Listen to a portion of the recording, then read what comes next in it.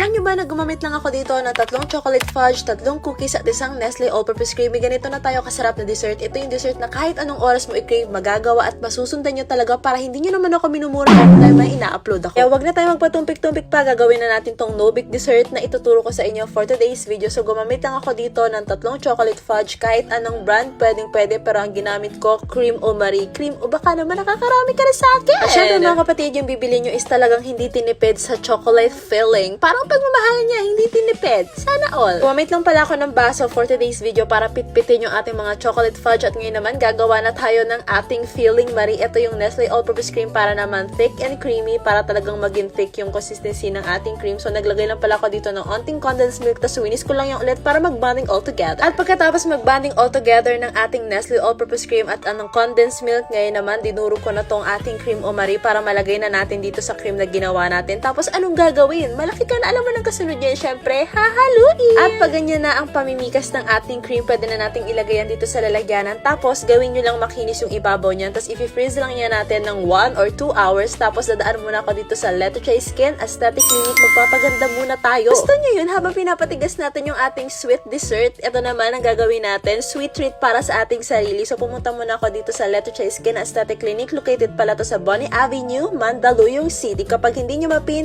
Anytime Fitness Bonnie ang ilagay nyo. At sa mga nagtatanong ko bakit napakaganda ng kilay ko, dito nga pala ako nagpapalaminate ng kilay sa Letochay Skin at dito rin ako nagpapa-eyelashes. Kaya pag nakita mo ako, mai-inlove ka talaga sa akin kasi tingnan mo yung pilantik ng lashes ko, talagang lumalaban siya. At syempre, ang pinaka-favorite ko, ang Gluta Drip or Hickory Drip na pinapagawa ko dito, pampa-whiten ng skin, pampa-fresh, may L-carnitine yan, kaya nakakasupport yan ng inyong weight loss. Kaya sa inyong mga girlies ko, pumunta na kayo dito sa Letochay Skin Aesthetic Clinic kung gusto nyo mag-glow up this 2026 at pwede nyo reguluhan yung mga kikay nyong friend ng gift voucher na for sure magugustuhan nila. After kong mag-self-care, ngayon naman pumunta na tayo dito sa ating chocolate toppings para sa ating no-bake dessert. At ayan, naglagay lang ako dito ng Nestle All-Purpose Cream at naglagay ako dito ng dark chocolate. Dark chocolate yung gamitin nyo para mas masarap. Alam nyo, pwede nyo nga din tong pang business kasi sobrang mura lang ng mga ingredients na ginamit natin na for sure na pag nakita nyo tong video na to, hindi nyo ako mumurahin kasi meron ito malapit sa sari-sari store nyo. Lumabas ka tapos gumawa ka nito tapos ibenta mo. Nagkapera ka pa! Kaya mga kapatid, nilagay ko na pala yung chocolate toppings natin or dark chocolate tapos dinisign ko lang yung dinurog natin na cream o Marie sa gilid. At ayan, meron ka ng no-bake na dessert na for sure magugustuhan ng family and friends mo. Huwag mo silang bigyan para mainis din sila sa'yo. Hala, hindi. I-try nyo na kasi